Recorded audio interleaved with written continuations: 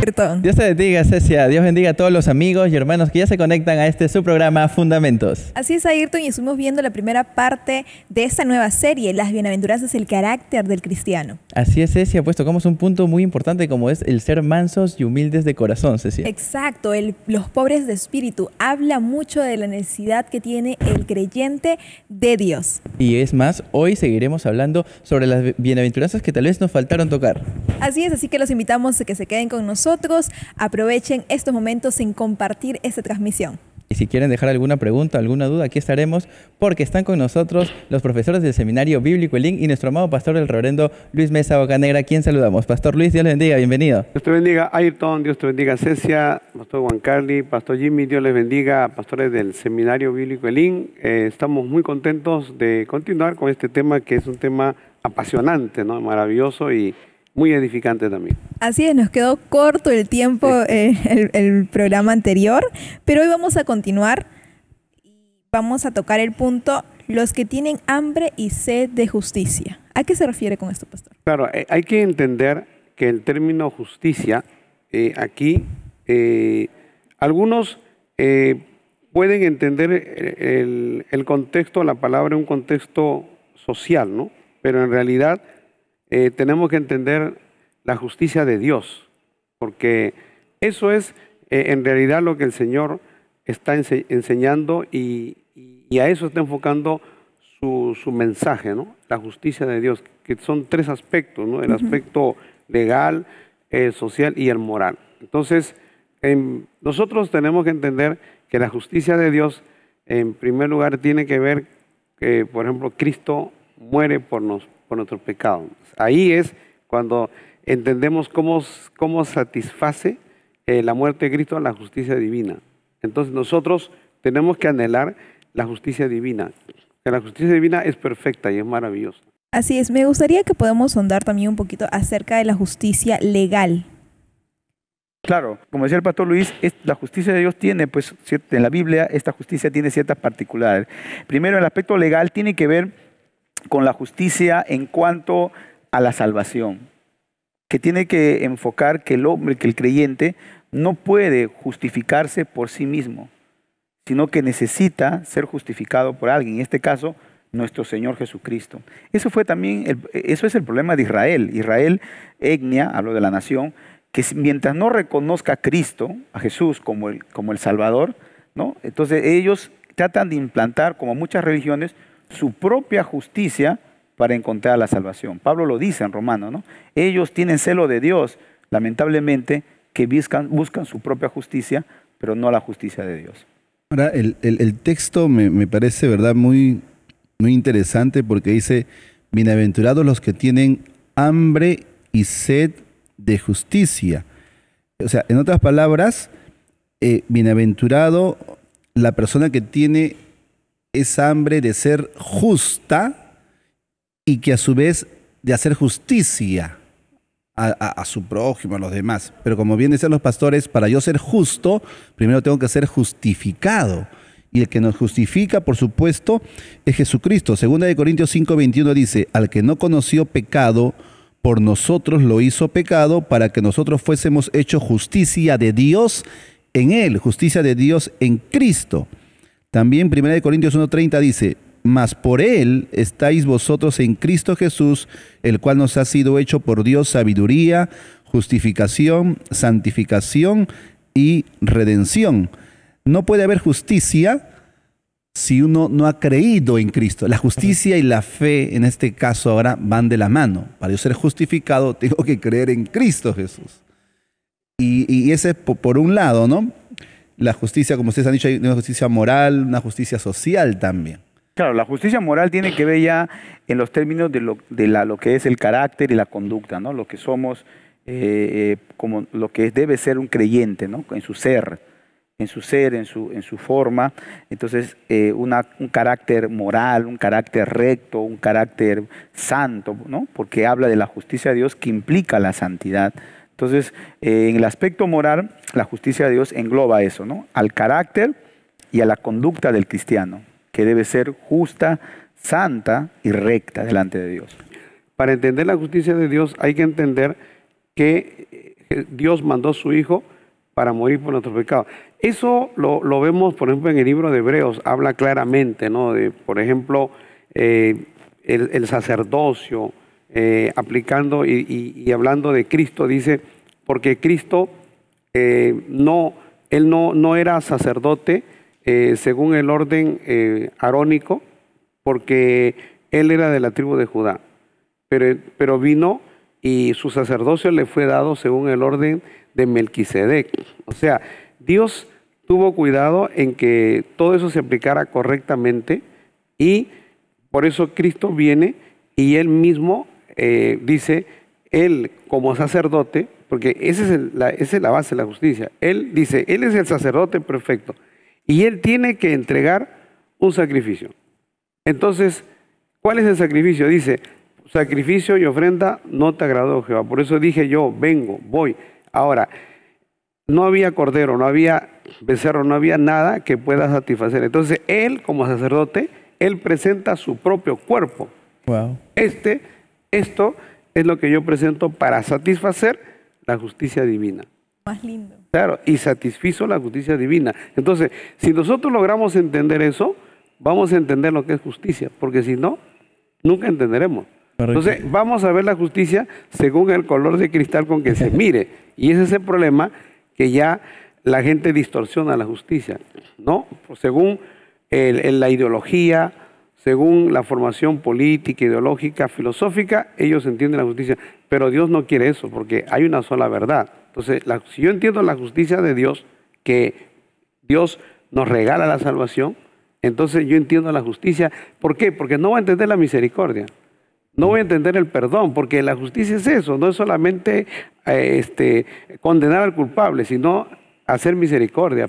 Es un acto de la redención, la remisión. Está todo enlazado ahí. Todo tiene Claro, que lo que ver. pasa es que también la justicia, yo creo que lo corté, es que cuando se habla de justicia, ¿no? Para entenderlo, tiene que haber leyes, normas. Claro. Entonces, como por ejemplo, cada gobierno o estado tiene su propia ley, su constitución, basa su justicia. En el caso de nosotros, la justicia de Dios, nuestra ley es la palabra de Dios. Entonces, para entender la palabra, para vivirla o aplicarla, es necesario primero ser justificados, o sea, nacer de nuevo. Correcto. Confiar en la justicia de Dios y ahí viene a la través de bienaventuranza. Cristo, ¿no? Entonces, si nosotros somos justificados por Cristo, vamos a entender, porque como hemos nacido de nuevo, hemos adquirido una naturaleza nueva. Y esa naturaleza espiritual nos hace a nosotros, precisamente como dice el versículo, bienaventurados los que tienen hambre y sed. O sea, una persona nacido de nuevo va a anhelar esa justicia. Pero no solamente lo va a anhelar para sí mismo, sino también para mostrarle a otros, para Y que enseñar la a otros. justicia de Dios se aplique en la tierra. Exacto, eso Porque es lo que esa es la le está idea. enseñando. Es interesante ver que no hay que caer tampoco en el legalismo, porque yo puedo cumplir ciertos ritos, ciertas tradiciones, ciertas costumbres, yo puedo leer la Biblia, ir a la iglesia, etcétera, etcétera, pero puedo ser un legalista. Yo puedo decir, yo hago esto, yo ayuno, yo oro, por lo tanto, pues ya soy acepto a Como los Dios fariseos. por mis obras. Claro. Correcto. Y me olvido del otro lado, ¿qué cosa? El amor, la misericordia. Entonces, ¿de qué me sirvió de querer yo justificarme a mí mismo por las buenas obras o buenas prácticas, digamos? Ese es un buen ejemplo, porque hay que tener Jesús cuidado. le dice a ellos, ustedes dicen es el término que usan. ¿Corbán? Es corbán, porque habían abandonado a sus padres. Y era un acto de injusticia. Claro. No atendían a sus padres, pues es corbán, tengo que darlo para el templo. Dios quiere que pero eran injustos. Cuando el pastor saca el ejemplo del Corbán, ¿a qué estaban atentando esto? La interpretación de ellos era que se tiene que dar a Dios por encima de cualquier cosa porque Dios es primero. Pero la ley, los mandamientos que decía, honra a tu padre y a tu a tu madre. padre y a tu madre. ¿Te das cuenta? Y luego en Efesios el Señor lo ratifica. Dice, ¿por qué? Porque es el primer mandamiento con promesa. O sea, Jesús hace la correcta interpretación y por así decirlo, desarticuliza esa tradición de los ancianos, o sea, esa tradición de estos escribas, y por eso le dice, si ustedes quieren vivir bajo esa justicia de los escribas y de los fariseos, no, su justicia tiene que ser mayor, la de Dios. Wow, pero eso si lo vemos ahora, también se da. O sea, vemos muchas personas que dicen, no, siempre hay que estar, primero es Dios, pero descuidan su hogar, descuidan su casa. Y eso al final les trae muchos problemas y sirve como... Eso es injusto también. Correcto. Y eso sirve, pastor, para dar un mal testimonio de lo que es realmente el camino de Dios. Claro, porque el problema es que la injusticia, para mí, es el pecado más grande que hay. O sea, es peor que un adulterio, es peor porque la injusticia causa mucho daño. O sea, la injusticia deja muchas heridas. Por ejemplo, si yo soy injusto con mi esposa, soy injusto con mi familia, o sea, el hecho, por ejemplo, un padre que abandona a su hija, eso es un acto de injusticia. Esa hija o ese hijo va a quedar herido de por vida, o sea, su corazón lacerado. O sea, la injusticia causa mucho dolor, mucho sufrimiento, y son heridas espirituales que no sanan.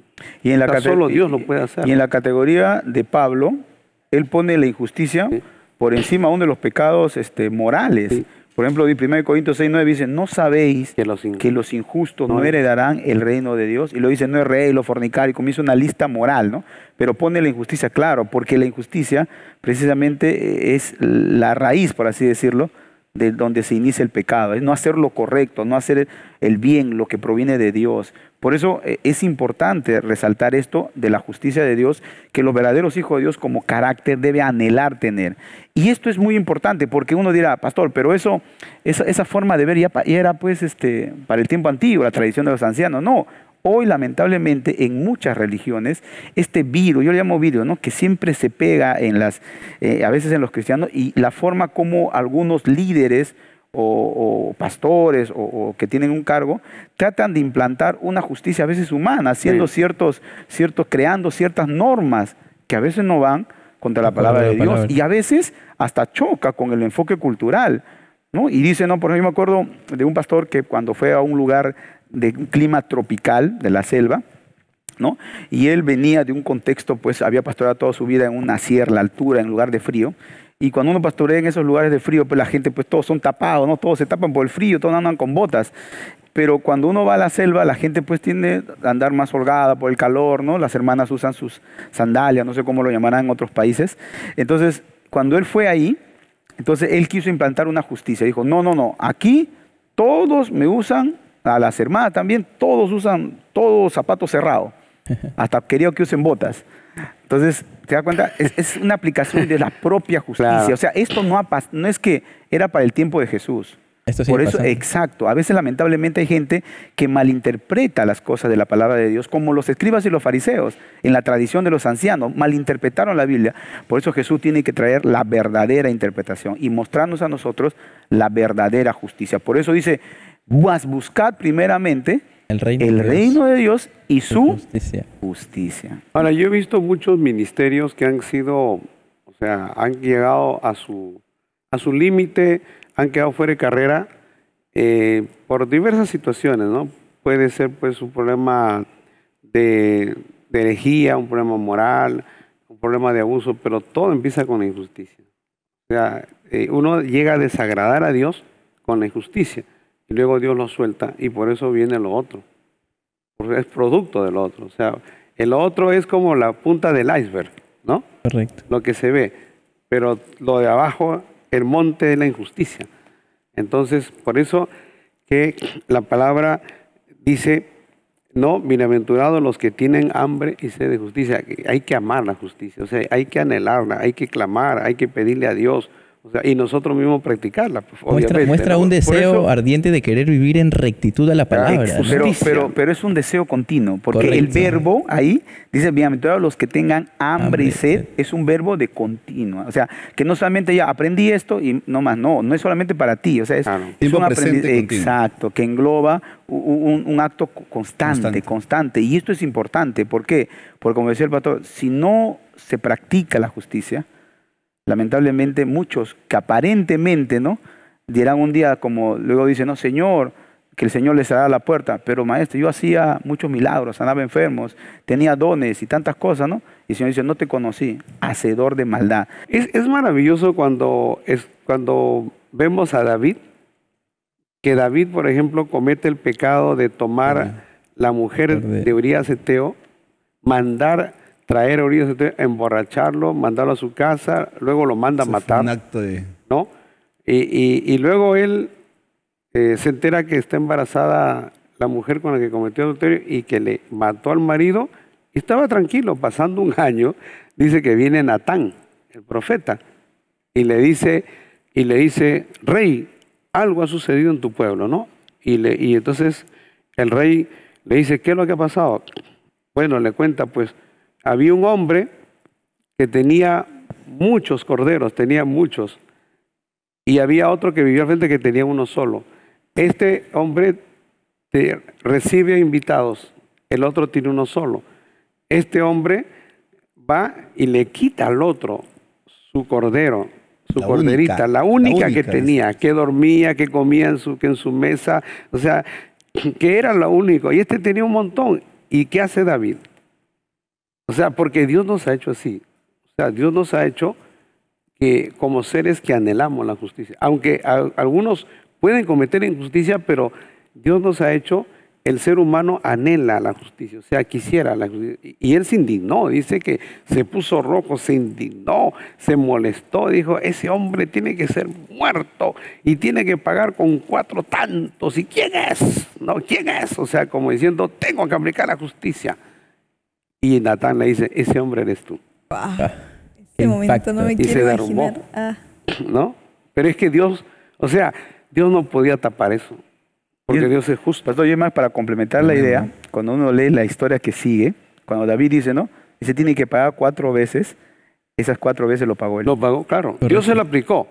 Y es que Dios perdona, pero como dice, Pero trae viene consecuencias. consecuencias. Que la Exacto. justicia Claro, Dios de se lo Dios... aplicó en los 4, ¿no? O sea, 4 cosas, 4 eventos que le pasaron 4 a él, eventos que le que le pasaron aplicó en su vida. lo que él dijo, Sí. ¿no? Que tenía que pagar la consecuencia, la violación de su hija, ¿no? Cuando su otro hijo le mata revela. al otro, Sí.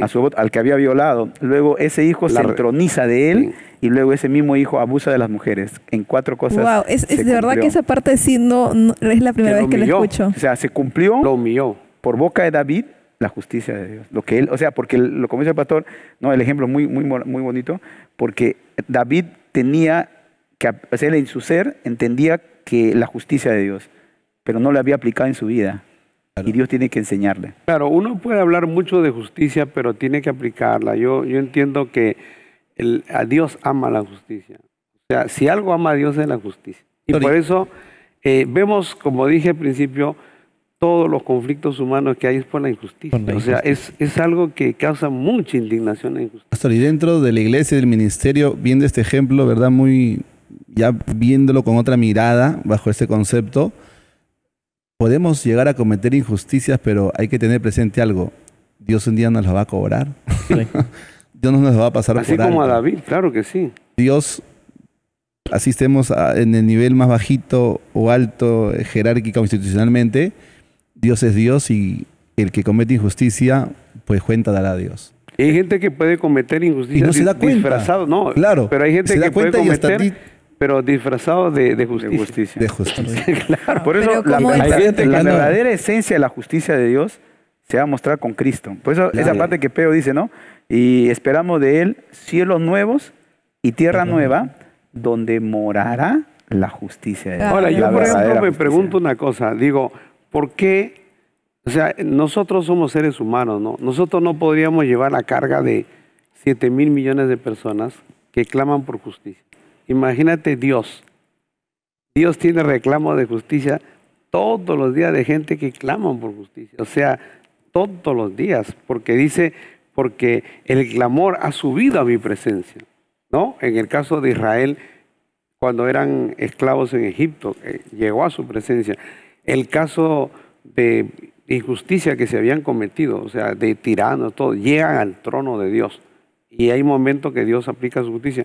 Precisamente el día de Dios es cuando Dios empieza a aplicar su justicia. Ya, pero ya es directo, ¿no? Ya haces esto, ya empieza a hacer su justicia como tiene que hacerlo. Claro, pero después que ha dado también tanto tiempo de gracia, De ¿no? gracia. De misericordia. Pero de verdad que me ha encantado mucho ese punto, pero tenemos que pasar al siguiente. Irta. Así es, Cecia, y pues toca la siguiente bienaventuranza que nos dice, bienaventurados los misericordiosos, porque ellos alcanzarán misericordia, pastores. Ahora esa palabra misericordiosos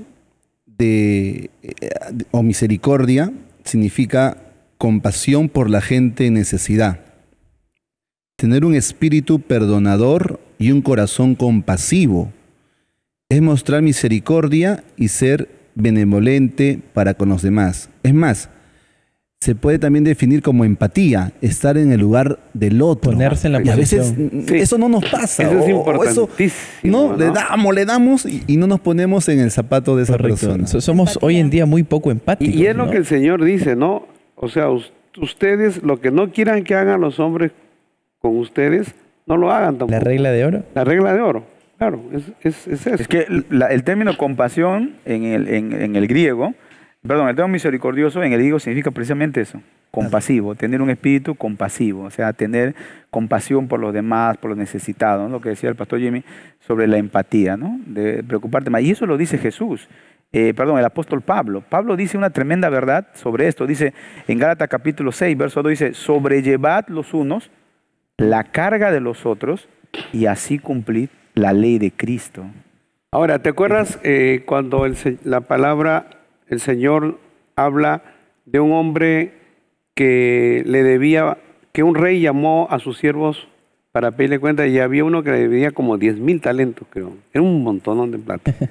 Millones mayordomo. de soles. ¿Ah? Millones de soles. El en esa mayordomo. actualidad. Eran millones de millones. Millones de Es del soles. mayordomo. Del mayordomo. El mayordomo, sí. Entonces, Y el rey lo perdona, ¿no? claro, lo perdona, porque dice, si no me pagas, ahí se llevaban a sus hijos, lo vendía como esclavo, la esposa también, El amo con el mayordomo. el amo con el Así mayordomo. es. Ahora, le perdonó, era muchísimo Eso de verdad dinero. que es... Y este agarra, y en vez de perdonar a los otros que le debía 10 Acreedores, denarios, a los otros acreedores. Súper poquito. Que era era un algo centillo. mínimo, ¿no? agarra y le tres dice, meses de pago. ¿ah? 3 meses de pago, más o menos. 3, 4 meses de sueldo le debía. No era nada. Pero lo Comparado otro a los era millones. miles de meses. Era Era inalcanzable. Nunca en su vida era lo iba a pagar. astronómico, Ni su loco. generación. Entonces, él agarra y le dice, págame todo lo que me debes. Y él le dice, no puedo. Y entonces, no, si no me pagas, yo voy a ejecutar esto y voy a vender a tus hijos. Y hace eso. Pero dice que sus consiervos Fueron ante el amo. se indignaron. Sí, porque fueron la ante alma a injusticia acusarlo. causa La injusticia. indignación. ¿No? O sea, la falta de misericordia. Porque ahí nos enseña a nosotros. Porque en realidad la aplicación es esa, ¿no? Que así como Dios nos ha perdonado tanto a nosotros también tenemos que aprender a perdonar. Dad de gracia ¿no? lo que recibimos Exacto. de gracia, ¿no? Porque Porque- es fácil es que te perdonen, pero luego que tú tengas que emplear eso es como Y hay que... gente que dice, nunca voy a perdonar. No, de lo que me hizo, me la va a pagar. Yo me voy a vengar. Yo se la voy a Es que hacer. ser misericordioso. Mire, por ejemplo, Mateo 6:12 nos dice, y perdónanos, el Padre nuestro, ¿no? Nuestras deudas, como también nosotros perdonamos a nuestros deudores. Pero no está hablando necesariamente de dinero. Claro. Y Santiago 2:13 dice, porque juicios y misericordia se eso hará es tremendo. con aquel que no hiciere misericordia, y la misericordia triunfa sobre el juicio. Por el juicio. Claro. El hecho de no perdonar es un pecado tan grave que Dios incluso dice en su palabra, no nos va a perdonar si no perdonamos al hermano. Pero yo quería hacer una consulta. A ver, sí es cierto, hemos dicho de que hay que ser misericordiosos para que también nos devuelvan eso. Pero es muy importante con la intención que uno lo hace. O de repente una persona dice, bueno, voy a ser misericordioso porque me están mirando, porque... No, o por no. Es o que la conveniencia, misericordia ¿no? es algo innato que tenga el corazón. O sea, el misericordioso se siente bien. O sea, siente que está haciendo lo mejor. O sea, yo si hago un acto de misericordia, cuando uno es misericordioso, siente placer, siente gozo, alegría haciendo. Es que tiene un corazón. La misericordia también tiene otro concepto. Es el amor extendido. Claro. Es el amor extendido. O sea, más allá del amor. Más allá de lo Pero de la es que obligación. también, como decía, la misericordia tiene que ver con un atributo parte de Dios. Así como el amor es un atributo divino, la misericordia también. Por eso los salmos expresan siempre, ¿no? Por la misericordia de Jehová. Y siempre exaltan la misericordia de Dios. Entonces, ¿por qué? Porque la misericordia de Dios es el amor demostrado. Por eso dice, bienaventurados los misericordiosos. O sea, los que siempre demuestran compasión, demuestran ese amor hacia los demás. O sea, ¿y ese amor qué significa? Que implica cero resentimiento, cero amarguras, aún a tu enemigo tú lo amas. O sea, va más allá de la frontera humana. Tanto es así que Jesús mismo, bajo esa premisa, cuando Él haga el juicio de las naciones, Él lo aplica. Mira, en Mateo 25, cuando llama, ¿no?, en el juicio de las naciones, dice en el verso 34, entonces el rey dirá a los de su derecha, venid, benditos de mi Padre, heredad el reino preparado para vosotros de la fundación del mundo. Dice, porque tuve hambre y me diste de comer. Dice, tuve hambre y me diste de comer. Tuve sed y me diste de beber. Fui forastero y me regocijaste. Estuve desnudo y me cubriste, enfermo y me visitaste. En la cárcel viniste a mí. Entonces los justos le responderán diciendo, Señor, ¿cuándo te vimos hambriento y te sustentamos, sediento y te dimos de comer? ¿O te vimos forastero y te recogimos desnudo? ¿O cuándo te vimos enfermo? Él les dirá, de cierto os digo que en cuanto le hiciste a uno de estos mis hermanos más pequeños, a mí me lo hiciste. O sea, no solamente decir, yo te amo, hoy pobrecito, no. La misericordia va más allá, va al acto del amor, demostrarlo. Entonces, eso es lo que dice Jesús, bienaventurados los misericordiosos, porque recibirán también la misericordia. Así como tú das el amor hacia otros, Dios también tendrá misericordia. Tal vez preocuparse por el necesitado. Exacto. En sí. Y añadiendo otro pasaje muy interesante en 1 de Juan 3:17, bajo esta idea, dice, pero el que tiene bienes de este mundo y ve a su hermano tener necesidad y cierra contra él su corazón, ¿cómo mora el amor de Dios en él? O sea, si yo te puedo ayudar y veo que no tienes ni para que le des un platito de comida, un vaso de leche a tu hijo, y yo solamente paso y te digo, hermanito, voy a orar por ti para que Dios te provea, ese acto, aunque parece muy religioso, Dios ya lo miró y ya se desagradó. O sea, ¿cómo voy a actuar de esa manera? Lo que Él quiere es saciar su hambre, su apetito, en ese momento su necesidad. El que tiene misericordia siempre extenderá lo poco o lo mucho que pueda tener. Claro, es el amor demostrado. Es el amor demostrado. Aún desprendiéndose de algo que Él, a ver, yo lo doy. Tenga o no tenga de repente, lo poco que tenga. Correcto, a eso iba, a que el amor demostrado, aunque yo me quede tal vez a pasar alguna necesidad, pero te lo doy, ¿no? Claro. Momentánea, pero te lo doy, te lo sirvo, ¿no? Es que es un carácter propio del Hijo de Dios que Él recibe de Dios. Esa es parte de la naturaleza divina, porque es de Dios. Porque es el amor de Dios. Porque dices, si no lo hago, Dios, ¿cómo dices que muere el amor de Dios en ti? O sea, el hecho de no hacerlo está demostrando que no tengo amor de Dios en mí. Y si no tengo amor de Dios, no tengo a Dios. No tengo nada. Esa es la diferencia entre el religioso nominal y el Hijo de Dios. Porque hay gente que tiene religión y dice, yo amo a mi prójimo, dice, pero nunca lo demuestra. Nunca. Entonces, el cristiano verdadero, como dice Jesús, no, tú sí tienes que demostrarlo. Porque la misericordia es demostrar, es el acto compasivo, es el amor de Dios demostrado hacia los demás. Por eso cuando Jesús saca la parábola del hijo del buen samaritano, acuérdate que el que le pregunta es un intérprete, es el que sabía la ley, la palabra. Y dice, ¿quién es mi prójimo? Entonces Jesús le saca la parábola del buen samaritano y demuestra que este hombre había sido asaltado, casi medio muerto, moribundo, y que pasó por ahí, por el camino, el sacerdote, ¿no? El levita, y nadie se hizo nada, pero el samaritano tuvo compasión de él. Dice que bajó, ¿no? Y fue, lo limpió, lo asió, lo llevó. O sea, demostró, ¿no?, que era parte. Misericordia. Exacto, eso es lo que está mostrando ahí. No, y cuando el Señor le pregunta, porque el Señor quería hacerlos caer en contradicción, dice, ¿y quién era el prójimo? Y ellos no dicen ellos no dicen el samaritano. No podía pronunciarle el nombre. Misericordia. Y aplica la palabra misericordia, porque era un acto benevolente hacia el que le necesitaba. Es el amor demostrado, la compasión hacia Yo me acuerdo que cuando estábamos en una campaña en Huancayo, fuimos varios hermanos de Lima y en ese tiempo no habían recursos. Estábamos en las afueras de Huancayo, había mucho sol. Y me acuerdo que se acercó una anciana pobre, ¿no? Vendía helados en su bolsita. Y esa anciana tenía como un balde y comenzó a regalarle a los hermanos. Era una anciana pobre. Y yo dije, wow, ¿cómo va a regalar si es pobre? O sea, eso dije, no, Señor, ¿cómo va a regalar si es pobre? Pero como dice la palabra, ¿no? Por cuanto le dieres a uno de mis pequeñitos, el Señor eso no lo pasa por alto, ¿no? Es que el hecho de que vengan a tu pueblo a traer la palabra, ella tal vez no tiene dinero para Pero así pagar, buscó, solventar ¿no? algo, Eso. pero con lo poquito que tal vez tenía, se desprendía. O sea, mire, la Hermoso. misericordia, ¿qué causa? Gozo en el corazón, contentamiento, ¿no? Saber que lo hace para Dios. Y digamos, si no tengo nada que puedo dar, fácil.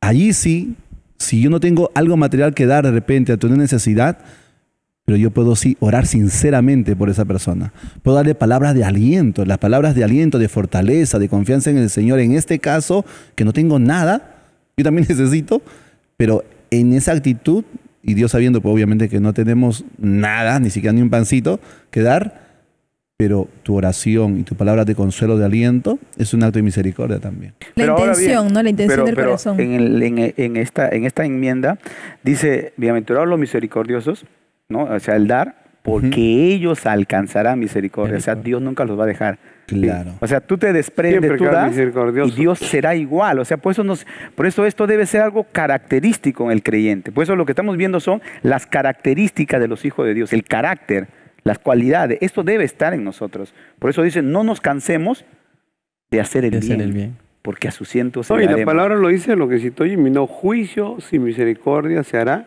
con el que no tiene misericordia. Wow. Eso yo lo he visto. O sea, yo he visto que algunos pues tratan de aplastar a otros, ¿no? O sea, no tienen misericordia. Pero luego los he visto a ellos pasar por lo mismo. Y es triste, es triste. Eso es lo más penoso. Pero tenemos que continuar porque hay también un punto muy importante, una bienaventuranza más que dice los limpios de corazón. ¿A qué exactamente se refiere cuando dice los limpios de corazón? Bueno, la limpieza de corazón es cuando David dice, ¿no? Crea en mí, oh Dios, un corazón limpio. La limpieza de corazón es el corazón puro, pues. Es el corazón limpio. El corazón limpio es lo más lindo que puede haber. O sea, un corazón limpio puede orar, un corazón limpio puede predicar, un corazón limpio puede llevar un hogar feliz, puede predicar, puede tener amigos. O sea, cuando hay un corazón limpio, un corazón sano. Es que es un No hay corazón, amargura, es que no es un hay corazón perdonado. Sí, exacto. Y sin malas renovado. decisiones. ¿Te acuerdas Claro. que ustedes, bueno, lo que dije en la escuela dominical, cómo le enseñan a los niños el corazón cristiano y el corazón cristiano? El no No cristiano. Bueno, hacemos un corazón negro, Claro, exacto. manchado, Yeah. ¿no? Y luego ya cuando viene Cristo, uno acepta a Jesús, su corazón es como que ya un corazón limpio. Hay un cántico, Exacto. hay un cántico. Y los niños lo también. entienden. Sí. Claro, es que el corazón limpio es lo más lindo que puede haber, ¿no? O sea, no se puede vivir una vida sin un corazón limpio. O sea, no se puede ser justo, no se puede ser misericordioso. Corazón limpio es la base de todo. Y una Porque vida limpia también. sí, O sea, todo. nuestros pensamientos son sanos. Correcto. Todo es puro. Porque hay gente, exacto, hay gente que todo ve maldad en todo. Lamentablemente hay gente que ve maldad en todo, ¿no? Hay maldad, pero hay gente que tiene un corazón limpio. O sea, no hay maldad. Ve pecado en es que- todo y ve sí, sí. concupiscencia en todo. O sea, todo, sí. todo También. malogrado, todo Y feo. pareciera que ¿Qué tuvieran es eso? prejuicios, ¿no? De ciertas Malicia cosas le que- llaman. Malicia. no hay malicia. Pero en hay ellos. muchos creyentes, Tiene más mente pastor, del que diablo pasa que del esto. Dios, creo. Es que lo que pasa es que cuando dice bienaventurados los de limpio corazón, está hablando de la pureza del De los que corazón. ha sido ellos limpiado. verán a Dios. Exacto, que ha sido limpiado Dios por Dios. ha porque purificado ese Claro, corazón. porque acuérdese que Cristo, por ejemplo, nos presenta la importancia vital en el cristianismo es el corazón. Como está el corazón, ¿no? Sí, Mana todo, es depende todo. todo, dice Salomón. O sea, todo depende de nosotros. De todas las Por eso cosas la guardadas. importancia de un cristiano de tener su corazón limpio. Y yo creo que es lo más difícil, es lo más duro. Porque Satanás sabe la importancia de tener un corazón limpio porque hace que uno pues pueda amar a Dios, amar a su prójimo, amar aún hasta a su enemigo. Es una persona que anda en paz, en gozo, practicando la justicia. Pero eso el enemigo ataca al corazón, bombardea fuertemente porque ahí sabe que de ahí mana todo, de ahí sale todo. Por eso dice bienaventurado, o sea, feliz.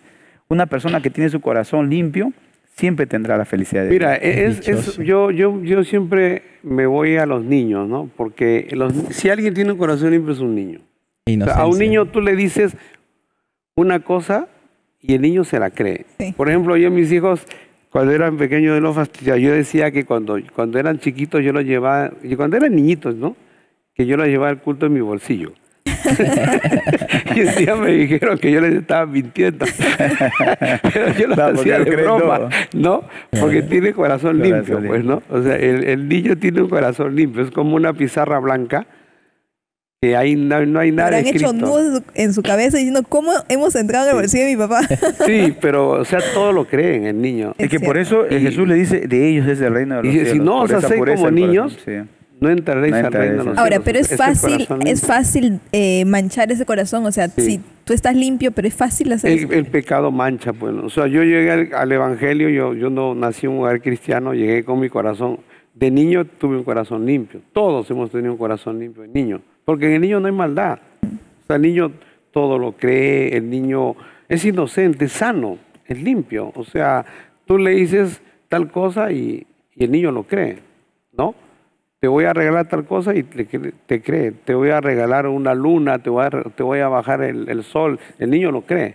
Está esperando. El niño y la que está enamorada y el enamorado. Pero Santiago 1:27, mire lo que dice. La religión pura y sin mácula delante de Dios el Padre es esta: visitar a los huérfanos y a las viudas en sus tribulaciones y guardarse sin mancha del mundo. Una vida limpia, ¿no? Íntegra, de amor a Es los que demás. por eso esta bienaventuranza que apunta al corazón, que habla del interior de la persona, es tan importante que es como una virtud indispensable para poder ver a Dios. Dice, bienaventurados los de limpio corazón, porque solo ellos verán a Dios. O sea, es tan importante mantener la pureza en nuestro corazón que nosotros tenemos que entender que tenemos la facultad o tenemos la responsabilidad de parte de Dios de guardar siempre nuestro corazón. Por eso, porque siempre Pablo entiende esto, dice, así en 2 Corintios capítulo 7, verso 1, dice, así puesto que tenemos tales promesas que somos hijos de Dios, dice, limpiémonos de toda contaminación de la carne externa, dice, y del espíritu. Porque hay cosas que son sutiles, pero que son muy dañinas para el corazón. Por ejemplo, el resentimiento. Raíz de amargura. Exacto, la raíz de amargura, el orgullo, el celo, la envidia, la malicia. Pequeñas zorrillas, como dice. Exacto, como dice Cantares, ¿no? Las pequeñas zorrillas que destruyen, ¿no?, la viña. Entonces, esas cositas a veces, a veces dentro aún del pueblo de Dios también. Hay mucha gente que dice, no, yo sí me voy con el Señor, pero a veces tiene resentimiento, tiene orgullo, tiene soberbia, no perdona. Hay gente, cristianos que ni siquiera se saludan, ¿no? O sea, ni siquiera van a la iglesia, alaban y cantan, ¿no? Pero no le puede abrazar a un hermano, no puede, o sea, ¿por qué? Porque no está bien su corazón. Por eso, este punto es muy importante. Dice, si tu corazón no está limpio, no vas a ver a Dios. O sea, es fuerte esto. Por eso en el Salmo 24, ¿no? Dice, ¿quién entrará en el monte de Jehová? El limpio de manos y puro de corazón. ¿Por qué? Porque es vital. De aquí sale todo. Jesús dijo, no, del corazón sale todo. Por eso cuando le dijeron, los fariseos tenían un concepto diferente, pues, ¿no? Pero de la parte externa más, ¿no? Y a veces, lamentablemente... Tu discípulo no se dan las manos. Sí, pues, entonces todo era... Lamentablemente a veces las religiones apuntan a eso, ¿no? A ver solamente lo externo, pero Jesús quiere todo, tanto interno como externo.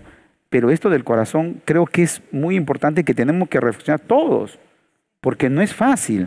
Pues yo decía, ese es el máster, ¿no?, del cristiano, que debe tener su corazón limpio.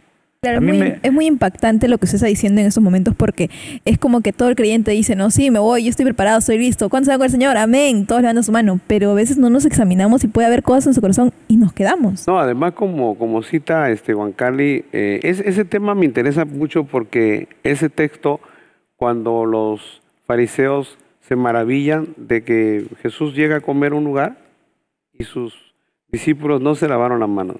Entonces, ellos lo veían desde dos puntos de vista, ¿no? Era la limpieza y era ritual también. O sea, era un ritual de purificación. Era un ritual de purificación. Exacto, pero externo. Externo, como santificación antes de comer, ¿no? Entonces, le dicen a Jesús, tus discípulos no se lavan las manos. O sea, están mal. ¿Cómo no están purificados. Exacto, no están purificados. O sea, como cuestionando su ministerio. O sea, ¿qué clase de discípulos has hecho, Jesús? Sí, y Jesús le responde y le dice... ¿Qué estás formando? ¿no? Le dice... Lo que ellos comen no los contamina. Le dice, lo que contamina es lo que está dentro. Porque de dentro del corazón es donde salen los malos pensamientos, los adulterios, la codicia, todo sale de un corazón sucio. Entonces, el corazón que hay que limpiarlo. Es que es una respuesta. No, era tremenda, tremenda. Eso yo... Tan sabio, ¿no? Para saber lo que ellos querían también Claro. decir desde su punto Es que del corazón es donde sale. O sea, por eso, sobre toda cosa guardada, guarda tu corazón porque de él mana la vida. O sea, es que ahí es donde se fabrica todo, la verdad. Ahí es donde se libra la batalla, en el corazón. Ahí donde aceptamos, ahí donde capitulamos, somos victoriosos, ¿no? Y hablando del corazón, justo Jeremías 4:14 dice, lava tu corazón de maldad, oh Jerusalén, para que seas salva. Es de verdad Limpieza, que sin mancha, sin arruga. Y es la palabra lo que nos lava el corazón, es la obra del Espíritu Santo. Claro. O sea, eso es lo que nos crea un corazón limpio. y es muy importante, realmente es asombroso, es maravilloso, puedes ir escudriñando todas estas bienaventuranzas, pero queremos pasar a la siguiente que nos dice, bienaventurados los pacificadores, porque ellos serán llamados hijos de Dios, pastores. Claro, una gran virtud. Los hijos de Dios tienen que tener ese sello, esa marca en su carácter, ¿no? Un llamado a la paz. Un llamado a la paz. ¿Es distinto el decir mansos a pacificadores? Acuérdense que manso apunta más que todo a una persona que mantiene el dominio propio, Sí. una templanza, ¿no? La parte del carácter En que su uno vida. puede controlar, ¿no? Que Correcto. tiene que controlar, ¿no? Ante diferentes circunstancias de la vida.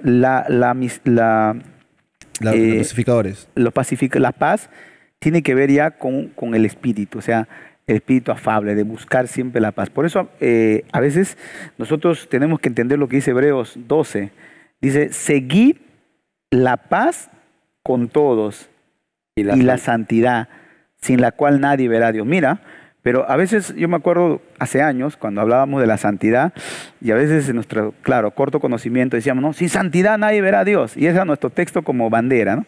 Sin santidad nadie verá. Entonces, a todos los que Pentecostalismo. tenían una forma de actuar, de vestirse, de ser, a uno de estos concilios, decíamos, ellos no van a ver a Dios porque sin santidad. Pero cuando estudiamos el texto, primero, para que la santidad fluya en nosotros, ¿qué debemos tener nosotros?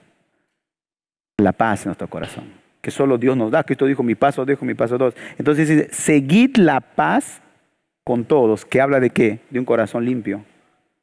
Entonces, ese corazón limpio, ese corazón es pacificador. Correcto. El cristiano verdadero siempre busca la paz. Por eso un cristiano verdadero siempre lo ves, en medio de un momento, un conflicto, él siempre va a buscar. El espiritual, yo me acuerdo que mi pastor decía, el espiritual es el que busca la paz. Y es verdad, Claro. porque es una Es actitud verdad. espiritual. Y no solamente es la paz de Dios con uno, sino Con el prójimo. ni yo tampoco y contigo, pero también es una persona que ante una situación interviene para que estén en paz los terceros, Pero la paz conlleva a reconciliación. obviamente. ¿Correcto? Y ahí indica pues el también saber perdonar, ¿no? El ponerte, como bien El decíamos, pacificador tiende a resolver problemas, disputas, malos entendidos, porque no quiere que nadie esté peleado, pleiteado, ¿no? Siempre va a querer pues ser un intermediario para que la paz reine en Y aunque vuestros esto le pueda corazones. costar de repente algo, ¿no? Por meterse en terceros, puede que le cueste también algo. Mira, hay una parte que en la Biblia, cuando la Biblia, la palabra dice, ¿no? Que a Dios le agradó reconciliar consigo todas las cosas haciendo la paz mediante la sangre de su cruz. Y nos dio a nosotros el ministerio de la reconciliación. Y nosotros tenemos que predicar reconciliados con Dios. O sea, nosotros tenemos que ser anunciadores de paz. O sea, pacificadores. Porque el primer acto de pacificación que tenemos que tener es reconciliarnos con Dios. Porque si la gente no se reconcilia con no Dios, se podrá reconciliar. están perdidos. Nunca habrá una pacificación Nunca, real. nunca. el primer paso. Importante lo que dice el Es pastor.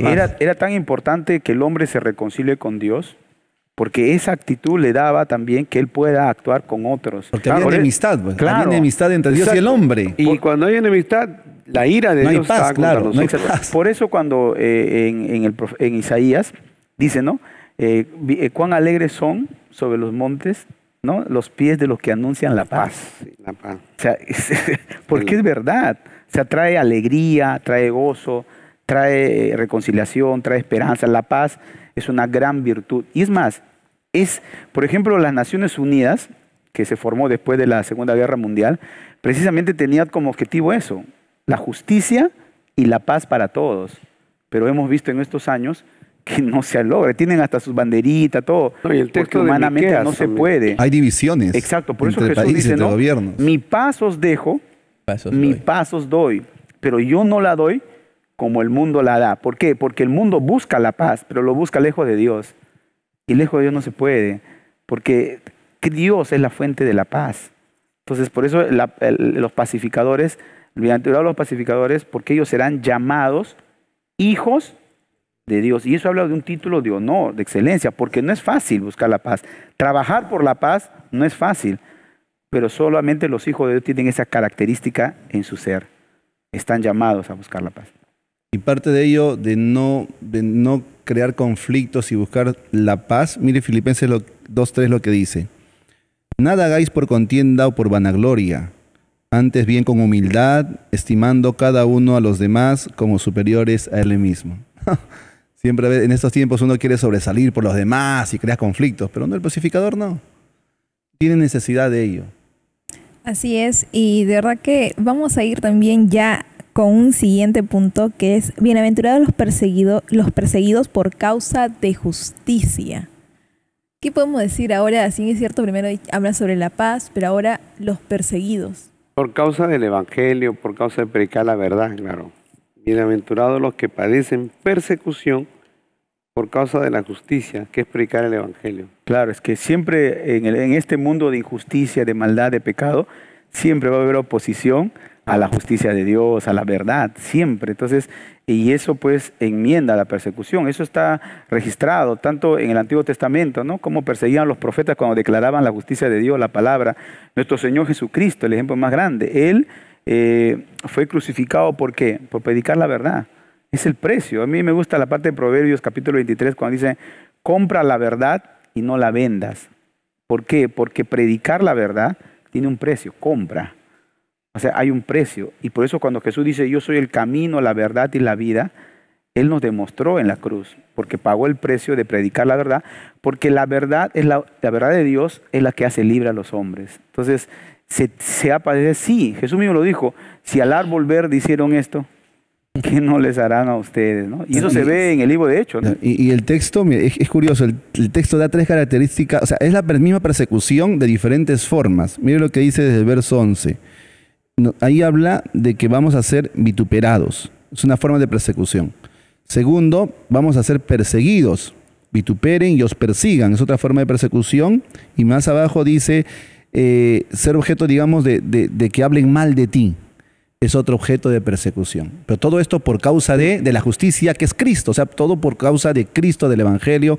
Como dice aquí, ¿no? A otros le hicieron lo mismo en el pasado. ¿Cuánto más a ustedes también? Ese es ser discípulo. No esperar que todo va a ir de maravilla. No, nadie te va a decir, nadie te va a rechazar. No, es lo contrario. Es parte de la vida del cristiano. A veces Pero es lo que han vendido, no. es lo que han vendido muchas veces. Muchos pastores o evangelistas de que todo es fácil, que el cristianismo es una vida feliz. Que Jesús es la solución a todos los problemas, ¿no? Claro, por eso es un evangelio barato y fácil que no, porque es que lo que pasa es que el evangelio colisiona pues con lo que el mundo predica, o sea, con la filosofía, la cultura del mundo. Es un choque cultural muy fuerte, hay una colisión. Entonces, el solo hecho que los discípulos, los cristianos empezaron a hablar del reino de los cielos, de que no hay Dios, hay un solo Dios, no hay César, ellos no son Dios, eso causó una conmoción y eso los llevó a la persecución. Entonces, el Señor dice, bienaventurados cuando los persigan. O sea, Juan, siéntanse felices cuando ustedes son perseguidos, no se sientan tristes. Ahora Juan 15:19, mire lo que dice, ¿no? Si fuerais del mundo, el mundo amaría lo suyo, pero porque no sois del mundo, antes yo os elegí del mundo, por eso el mundo los aborrece. Exacto. O sea, ¿qué nos va a dar el mundo? El mundo no nos va a felicitar, no nos va a poner una coronita, ¿no? Porque no somos de acá. Ahora, ¿y por qué? ¿Por qué sufrimos persecución? Dice Juan 15:18. Si el mundo os aborrece, sabed que a mí me ha aborrecido antes que a vosotros. Claro. O sea, Es un privilegio que nos aborrezcan. claro, no hay Yo que estarse siento- quejando. No, es un ¿no? privilegio. Si a mí me han hecho lo mismo, y peor es que ustedes, ¿no? Que van a pasar o van a padecer.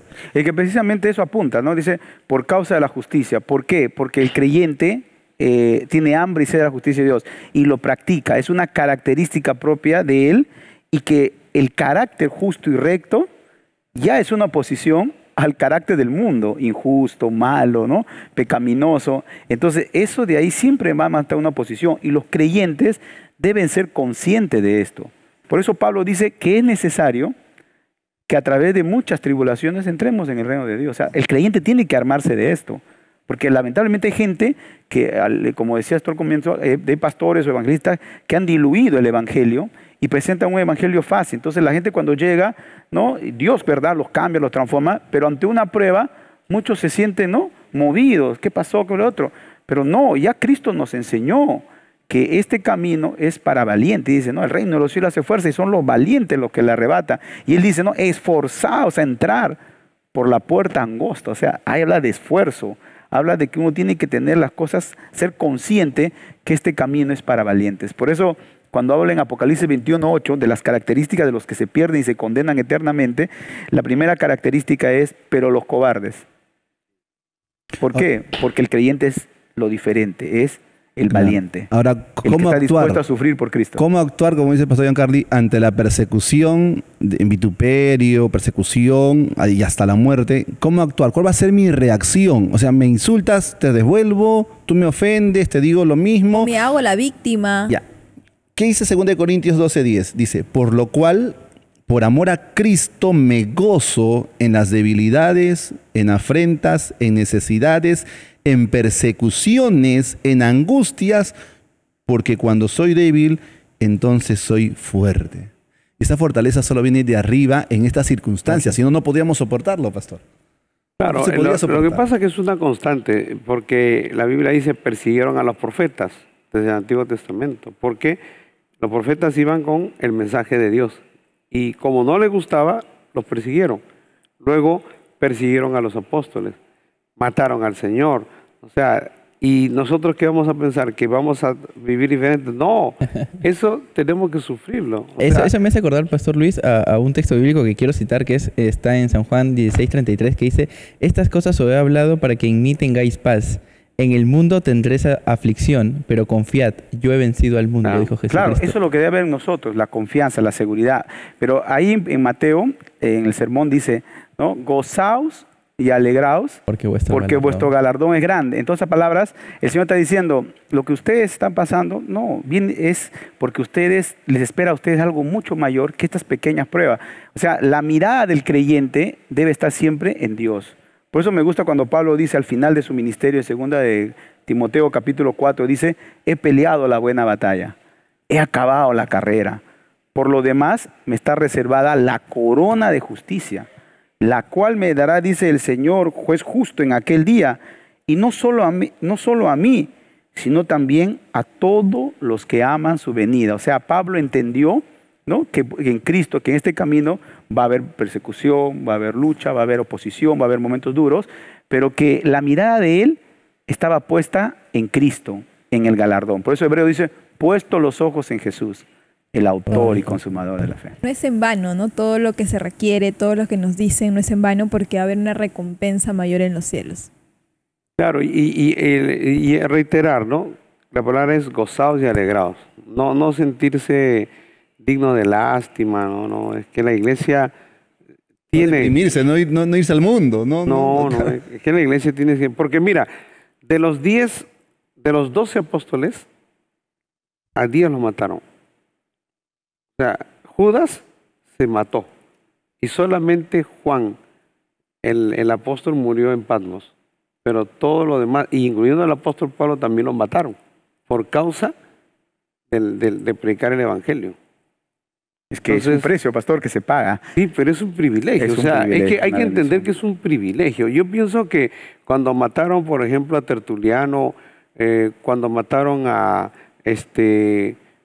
Tertuliano, ¿no? Creo que A Policarpo también. A Policarpo, a Policarpo cuando Siendo mataron. un anciano ya, 86 siendo un años. anciano, cuando mataron a Juan Hughes en la hoguera, cuando mataron a estos hombres de Dios, yo siempre discutía, me acuerdo, hace muchos años en la iglesia, con los hermanos, no éramos pastores todavía, y decíamos, ¿cómo se sentirá, cómo se habrá sentido Hughes ahí, ¿no? O Esteban cuando la apedreaban.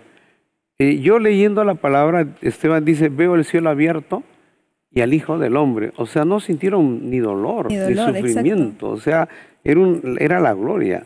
Claro, y de ahí al cielo. Por eso Jesús termina diciendo, gozaos y alegraos, claro, porque vuestro galardón es grande. O sea, le está diciendo, no miren el problema, miren la victoria. Miren la victoria, Wow. miren lo que viene. Y el Señor dice que en la cruz despojó a los principados, potestades, y los exhibió públicamente derrotados en la cruz.